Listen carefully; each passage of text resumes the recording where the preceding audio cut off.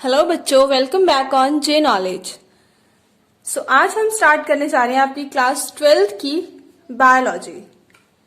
Last unit से start कर रहे हैं, that is ecology. Ecology unit में आपके 4 चैप्टर्स हैं। तो हम चैप्टर नंबर 13 से स्टार्ट कर रहे हैं। वो कौन सा है? Organisms and populations. इसमें हम ऑर्गेनिजम्स के बारे में पढ़ेंगे, फिर पॉपुलेशंस के बारे में पढ़ेंगे। But before starting the chapter, अगर हम यूनिट को पढ़ रहे हैं, इकोलॉजी को पढ़ रहे हैं, तो आपको पता होना चाहिए that what is ecology. Ecology क्या होती है, किस चीज की स्टडी को बोलते हैं, किस चीज के साथ ही डील करती है। देखते हैं ecology. It is a subject which studies the interaction among organisms and between organism and it's physical environment.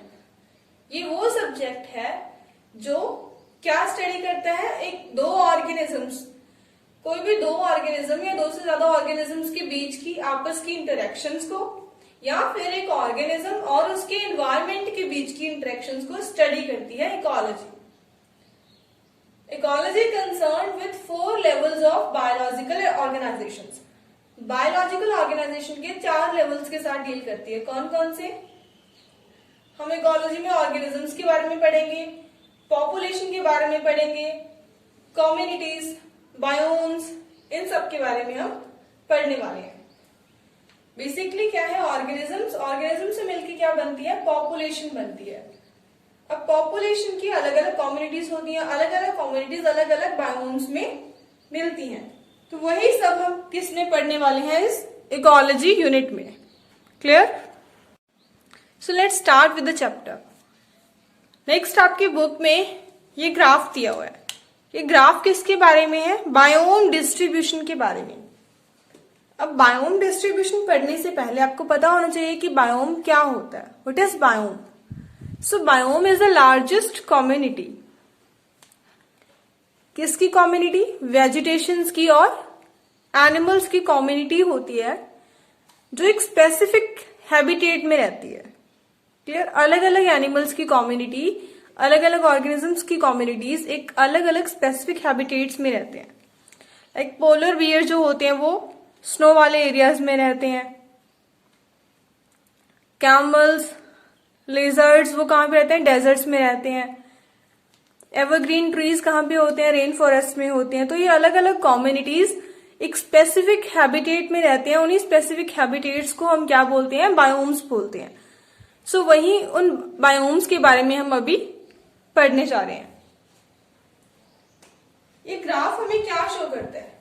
अलग अलग बायोम्स बनाए हुए हैं, आप देख रहे हो, और कुछ बायोम्स क्या कर रहे हैं? एक दूसरे में मर्ज हो रहे हैं। ये होती है इनकी ट्रांजिशन जोन, एक बायोम से दूसरे बायोम में जाने की ट्रांजिशन जोन। ओके, इस साइड आपका शो किया हुआ है मीन एनुअल टेम्परेचर, कि आपका एनुअल टेम्परेचर कहां कहां तक वेरी करता है, और यहाँ पे है मीन एनुअल प्रेसिपिटेशन। अब आप बोलोगे मैम ये प्रेसिपिटेशन क्या होती है? प्रेसिपिटेशन हम किसको बोलते हैं? रेनफॉल को। एनुअल कितना रेनफॉल होता है किस जगह पे, उसके अकॉर्डिंग क्या होती है? उसकी प्रेसिपिटेशन होती है। किसमें देखते हैं? सेंटीमीटर में देखते हैं। अभी देखते हैं बायोम्स। फर्स्ट क्या है आपका? डेजर्ट। ये जो रेड कलर के शो कर रखा है ये क्या है? डेजर्ट। अब डेजर्ट देखो, यहाँ पे क्यों शो किया? डेजर्ट में क्या होता है? प्रेसिपिटेशन बहुत ही कम, मतलब लेस देन 50 सेंटीमीटर। यहां पे आ रही है प्रेसिपिटेशन बहुत कम है, और टेम्परेचर क्या है? बहुत ज्यादा। टेम्परेचर वेरी करता है 5 to 25, मतलब आगे भी होता है डेजर्ट का।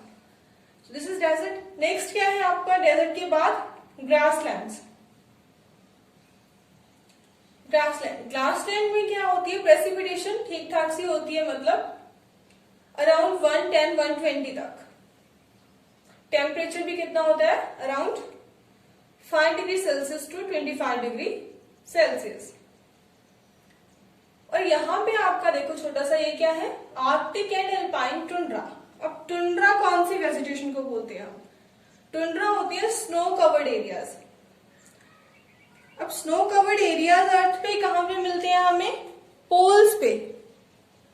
इक्वेटर और पोल समझते हो?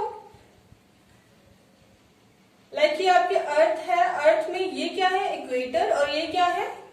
पोल्स, तो पोल्स पे क्या होता है, टेम्परेचर बहुत ही कम होता है, वहां पे हमें क्या मिलती है, टुंड्रा वेजिटेशन मिलती है।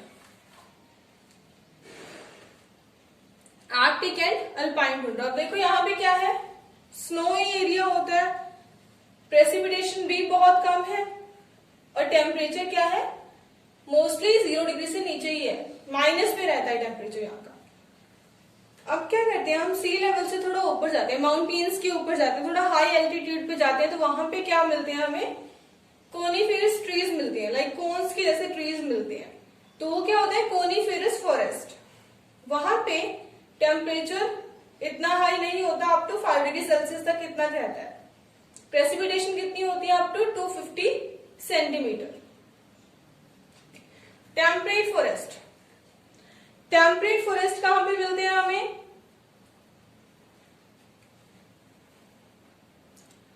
टेम्परेट फॉरेस्ट के क्या क्या कैरेक्टरिस्टिक्स होते हैं कि यहाँ मिलने वाले ट्रीज जो होते हैं वो डेसिडस होते हैं। डेसिडस मीन्स वो अपनी लीव्स को शेड करते हैं सीजनल वेरिएशन के अकॉर्डिंग। टेम्परेट फॉरेस्ट में मॉडरेट रेनफॉल होती है अप टू 250 और टेम्परेचर कितना होता है 5 to 25 डिग्री सेल्सियस, इतना वेरी करता है। तो यहां पे आपके है last tropical rain forest, last biome है आपका ट्रॉपिकल रेन फॉरेस्ट। ये हमें कहा मिलता है, ट्रॉपिक्स पे। यहां पे इसकी क्या मेन कैरेक्टरिस्टिक है कि यहाँ पे प्रेसिपिटेशन बहुत हाई होती है, मतलब सारा साल यहाँ पे बारिश होती है और टेम्परेचर भी इसका साइमल्टेनियसली क्या होता है, बहुत हाई होता है। हाई टेम्परेचर और हाई प्रेसिपिटेशन इनकी कैरेक्टरिस्टिक होती है। यहाँ पे हमें एवरग्रीन ट्रीज मिलते हैं जो अपने लीव्स को शेड नहीं करते, सारा साल वो हरे रहते हैं, एवरग्रीन रहते हैं। क्लियर? सो ये थे आपके बायोम्स। कितने बायोम्स है total? There are 5 biomes, deserts, Arctic and alpine tundra, coniferous forest, temperate forest and tropical rain forest. अब क्या है, ये बायोम्स इनको अलग अलग क्यों शो कर रखा है हमने, एक ही मतलब एक ही अर्थ पे रहते हैं सारे ऑर्गेनिजम्स, तो हमने एक में क्यों नहीं लिया। आपको पता है कि अर्थ की एक्सिस में टिल्टेशन की वजह से क्या होती है, सीजनल वेरिएशन होती है, मौसम चेंज होता है, सीजनल रेनफॉल वेरी करती है। उसी वजह से क्या होते हैं, अलग अलग एरियाज में अलग अलग पॉपुलेशन पाई जाती है ऑर्गेनिजम्स की, प्लांट्स की। क्लियर? अब की फैक्टर क्या है इन वेरिएशंस का, कि इतनी वेरिएशंस क्यों होती हैं। एक तो सीजनल वेरिएशन है, और कौन कौन सी चीजें अफेक्ट करती हैं वेरिएशन को, तो वो कौन से फैक्टर्स हैं, light, temperature, water and soil. ये फैक्टर्स तो है ही है, एबायोटिक फैक्टर्स। कुछ अलग से फैक्टर होते हैं लाइक प्रीडेटर्स, मान लो कहीं पे प्रीडेटर्स ज्यादा हैं, कहीं पे पैरासाइट ज्यादा है, तो वो भी पॉपुलेशन को क्या करते हैं, अफेक्ट करते हैं, मीन्स वेरिएशन करते हैं, कॉज करते हैं। सो इन्हीं सब फैक्टर्स के बारे में हम अभी पढ़ेंगे। अभी हम पढ़ेंगे वो मेजर एबायोटिक फैक्टर्स जो क्या करते हैं, किसी स्पेसिफिक प्लेस पे जो वेजिटेशन होती है, कहाँ पे कौन से एनिमल्स रहते हैं, उस चीज को अफेक्ट करते हैं, मीन्स वेरिएशंस कॉज करते हैं। फर्स्ट फैक्टर है टेम्परेचर। टेम्परेचर कैसे वेरिएशन कॉज करता है, उसके लिए हमें पहले ये जानना होगा कि टेम्परेचर चेंज कैसे होता है। फॉर एग्जाम्पल, आपने पढ़ा होगा अपने प्रीवियस क्लासेस में टेम्परेचर कैसे वेरी करता है अर्थ में। सो अर्थ के इक्वेटर पे टेम्परेचर क्या होता है, हाई। जैसे जैसे हम अर्थ के पोल्स पे जाते हैं, नॉर्थन पोल एंड साउथर्न पोल, तो टेम्परेचर क्या हो जाता है, लो हो जाता है। पोल्स पे टेम्परेचर बिल्कुल 0 डिग्री या फिर उससे भी नीचे होता है, और इक्वेटर पे टेम्परेचर क्या होता है, very high. So temperature decreases from equators towards poles. Equator से पोल्स पे जाते टेम्परेचर क्या होता है, डिक्रीज होता है। और टेम्परेचर कहां पे चेंज होता है, विद एल्टीट्यूड। एल्टीट्यूड मतलब हाइट। जैसे जैसे हम ऊपर जाएंगे, मीन्स प्लेन से हम माउंटेन्स पे जाएंगे, तो टेम्परेचर क्या होगा, डिक्रीज होगा। So temperature also decreases with altitude. Ranges from sub zero in poles to more than 50 degree Celsius in deserts. Temperature की रेंज वेरी करती है अर्थ पे। पोल्स पे क्या होता है, 0 डिग्री से नीचे होता है, डेजर्ट में क्या होता है, 50 डिग्री से भी कभी कभी ऊपर चला जाता है। और एक अर्थ में वेंट्स होते हैं, वेंट्स मतलब क्रैक्स होते हैं बिलो डीप सी, मतलब डीप सी के अंदर कुछ क्रैक्स होते हैं, उन क्रैक्स के अंदर इवन 100 डिग्री सेल्सियस तक भी टेम्परेचर मिलता है हमें। अब टेम्परेचर रेंज के बेसिस पे जो ऑर्गेनिजम्स होते हैं वो भी क्या हो सकते हैं, दो तरीके के हो सकते हैं। कौन कौन से? One is eurythermal and other is stenothermal. अब यूरीथर्मल क्या होते हैं? Eurythermal organisms that can tolerate a wide range of temperature, वो ऑर्गेनिजम्स जो वाइड रेंज ऑफ टेम्परेचर को टॉलरेट कर सकते हैं। अब वाइड रेंज ऑफ टेम्परेचर को टॉलरेट करने का क्या मतलब? इट मीन्स कोई ऑर्गेनिज्म एक स्पेशल मतलब एक जगह पे रह रहा है, वहां का टेम्परेचर क्या है, चेंजिंग टेम्परेचर है। मान लो हम हैं, यहाँ पे क्या होता है, समर्स में टेम्परेचर 45 डिग्री 47 डिग्री इतना हो जाता है, और विंटर्स में टेम्परेचर बिल्कुल 1 डिग्री 2 डिग्री 3 डिग्री इतना नीचे। लेकिन हमारी बॉडी का टेम्परेचर क्या है, वो टेम्परेचर जिस पे हमारी बॉडी फुल पोटेंशियल में काम कर पाती है, वो क्या है, 37 डिग्री सेल्सियस। तो ऐसा तो नहीं है ना कि अगर टेम्परेचर 37 डिग्री सेल्सियस से ज्यादा होता है तो हम सर्वाइव नहीं कर पाते, या फिर 1 डिग्री सेल्सियस हो जाए तो हम सर्वाइव नहीं कर पाएंगे। So we can tolerate this wide range of temperature from 1 degree Celsius to 45 degree Celsius. So हम क्या है, यूरीथर्मल। ऐसे ही कैट्स, डॉग्स, कैटल्स वो भी क्या है, यूरीथर्मल कैटेगरी में आते हैं, क्योंकि वो भी हमारे साथ ही रहते हैं, वो भी इसी वाइड रेंज ऑफ टेम्परेचर को टॉलरेट करते हैं। सेकेंड टाइप आती है स्टेनोथर्मल। अब स्टेनोथर्मल कौन से होते हैं? वो वाले organisms that can tolerate narrow range of temperature. ये ऐसे ऑर्गेनिजम्स होते हैं जो बिल्कुल नैरो रेंज ऑफ टेम्परेचर में ही सर्वाइव कर पाते हैं, सिर्फ उसी को टॉलरेट कर पाते हैं। For example penguins. पेंगुइन्स कहाँ मिलती हैं हमें? पोलर एरियाज में, स्नो वाले एरियाज में।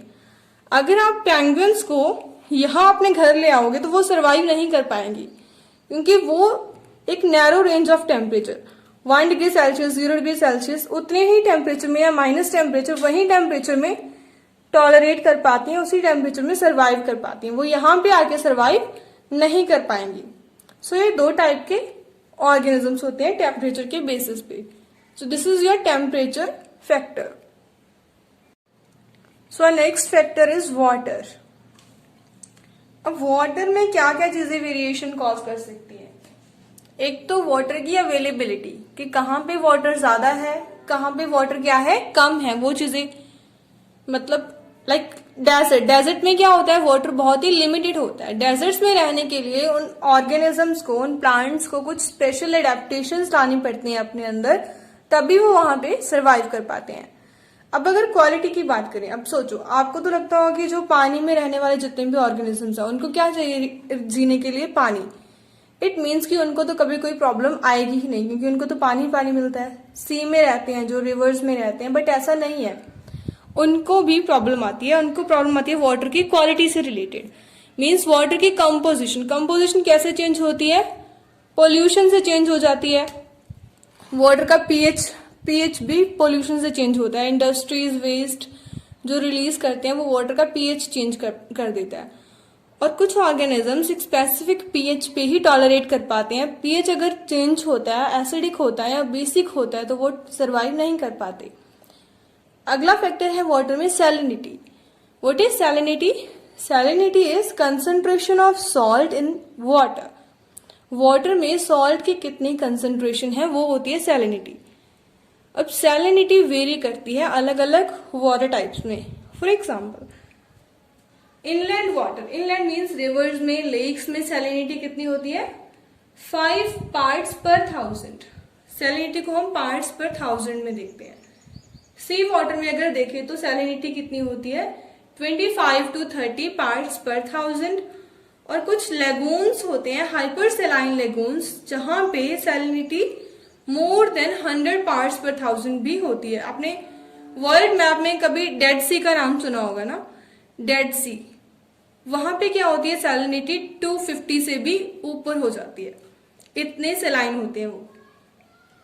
सब ऑर्गेनिजम्स, अलग अलग वाटर में रहने वाले ऑर्गेनिजम्स उसी सैलिनिटी के अकॉर्डिंग मतलब डिपेंड करते हैं कि सैलिनिटी कितनी के ऊपर वो टॉलरेट कर सकते हैं, क्लियर? अब अगर किसी इनलैंड वाटर में आप सैलिनिटी इंक्रीज कर दोगे तो इनलैंड वाटर में जो रहने वाले एक्वेटिक ऑर्गेनिज्म है वो सर्वाइव नहीं कर पाएंगे। अगर सी वाटर की सैलिनिटी इंक्रीज होगी तो वो भी सर्वाइव नहीं कर पाएंगे। अब सैलिनिटी के बेसिस पे भी सिमिलर, जैसे हमने टेम्परेचर में पढ़ा था, ऑर्गेनिजम्स दो तरीके के होते हैं। There are two types of organism dependent on the salinity. One is euryhaline. What are euryhaline? Euryhaline organisms that tolerant to wide range of salinities means वो organism जो wide range of salinity में भी survive कर पाते हैं। wide range बिल्कुल वैसे ही जैसे हमने टेम्परेचर में देखा था। मतलब अगर उन ऑर्गेनिजम्स के आसपास सैलिनिटी चेंज भी होती है, फ्लक्चुएट भी होती है कि कभी काफी कम हो जाए, कभी काफी ज्यादा हो जाए, तभी भी वो सरवाइव कर पाते हैं। ऐसे कौन से ऑर्गेनिजम्स हैं? स्टिंगरे, सी ग्रासेस। सी ग्रासेस होती हैं जो ग्रास सी में होती है, समुद्र के अंदर जो ग्रास पाई जाती है उन्हें हम सी ग्रासेस बोलते हैं। सो ये क्या कर सकती हैं? वाइड रेंज ऑफ सैलिनिटीज को टॉलरेट कर पाते हैं। Next is stenohaline. अब स्टीनोहेलाइन कौन से ऑर्गेनिजम्स होते हैं? Organisms that are tolerant to narrow range of salinity, जो बिल्कुल narrow range of salinity prefer करते हैं। मतलब अगर सैलिनिटी फ्लक्चुएट होती है तो वो टॉलरेट नहीं कर पाएंगे और सरवाइव नहीं कर पाएंगे। ऐसे कौन से होते हैं organisms? Example gold fish. Gold fish एक नैरो रेंज ऑफ सैलिनिटी में क्या कर पाती है? टॉलरेट कर पाती है। अगर फ्लक्चुएट होगी तो वो टॉलरेट नहीं कर पाएगी। So this is water factor. Next factor is light. Light कैसे अफेक्ट करती है लाइफ को, ऑर्गेनिजम्स को? फर्स्टली हमें पता है कि लाइट का सबसे मेन फंक्शन क्या है? फोटोसिंथेसिस में हेल्प करना। Plants prepare the food through photosynthesis. जितने भी प्लांट्स हैं वो सारे अपना खाना कैसे प्रिपेयर करते हैं? फोटोसिंथेसिस के प्रोसेस से। और फोटोसिंथेसिस अल्टीमेटली किस पे डिपेंड करती है? सनलाइट पे। अगर सनलाइट होगी तभी फोटोसिंथेसिस का प्रोसेस होगा। And some plant depends on sunlight for flowering also. कुछ प्लांट अपनी फ्लावरिंग के लिए भी क्या होते हैं? सनलाइट पे डिपेंड करते हैं। Next is availability of light is closely linked with temperature. हमें पता है कि लाइट की अवेलेबिलिटी किसके साथ लिंक होती है? टेम्परेचर के साथ। क्यों? बिकॉज सन ही है सोर्स किसका? लाइट का भी और टेम्परेचर का भी। अर्थ पे टेम्परेचर किसकी वजह से है? सन की वजह से ही है ना। So it affect temperature also. अब क्वालिटी ऑफ लाइट भी इंपॉर्टेंट है। वो कैसे? लाइट भी काफी तरीके की होती है ना, IR, UV, विजिबल। सो यूवी जो कंपोनेंट होता है लाइट का वो क्या होता है? हार्मफुल होता है। हमने पढ़ा है ना कि ओजोन लेयर यूवी रेस को अर्थ पे आने से रोकती है। नेक्स्ट फैक्टर है सॉइल। अब सॉइल कैसे कैसे वेरिएशन करेगी लाइफ में, ऑर्गेनिजम्स में, वो देखते हैं। सॉइल किस पे डिपेंड करती है? क्लाइमेट पे, कि क्लाइमेट कैसा है। अलग अलग क्लाइमेट में अलग अलग टाइप की आपको सॉइल देखने को मिलती है। वेदरिंग प्रोसेस पे भी डिपेंड करेगी। वेदरिंग प्रोसेस क्या होता है? रॉक्स के टूटने पर सॉइल की फॉर्मेशन का होना, दैट इज वेदरिंग। नेक्स्ट और कौन कौन से फैक्टर्स हो सकते हैं सॉइल में? सॉइल कॉम्पोजिशन, किस किस चीज से मिलके बनी है सॉइल, कौन कौन से कॉम्पोनेंट्स हैं उसमें। ग्रेन साइज कैसा है? बिल्कुल छोटा है, बड़ा है, कैसा है grain size. Water holding capacity कैसी है? कुछ सॉइल्स होती हैं जो वाटर को होल्ड करके रखती हैं, कुछ सॉइल्स होती हैं जो वाटर को जाने देती हैं, पास होने देती हैं। पीएच कैसा है? कुछ एसिडिक सॉइल्स होती हैं, कुछ क्या होती हैं? अल्कलाइन सॉइल होती है। मिनरल कंपोजिशन कैसी है? किसी सॉइल में फॉस्फेट, नाइट्रोजन एक्सेस में होते हैं, किसी में कमी होती है जिंक, सल्फर, फॉस्फेट की। सो ये सारे फैक्टर हैं जिनके ऊपर क्या करती है? एरिया की वेजिटेशन डिपेंड करती है। कैसी सॉइल होगी वो ही डिटरमाइन करेगी कि कैसी वेजिटेशन होगी वहां पे। क्लियर? अब डेजर्ट में ये तो नहीं है कि हम डेजर्ट में जाके राइस और कॉटन उगा सकते हैं, नहीं। सॉइल तो वहां पे भी है ना, लेकिन वो सॉइल डिफरेंट है हमारे यहाँ की सॉइल से। So soil determine the vegetation of an area and in turn the type of animal. So जैसी वेजिटेशन होगी उसी के अकॉर्डिंग ही एनिमल्स होंगे। अब डेजर्ट में यहाँ की जैसी वेजिटेशन नहीं है तो यहाँ के जैसे एनिमल्स भी नहीं है, और वहां भी जैसे एनिमल्स हैं वो यहाँ पे नहीं है। Clear? So in this way soil effect variations and vegetation of an area.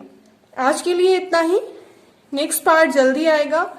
Hope you like it, and if you find my video useful then do share, like and subscribe. Thank you so much for watching.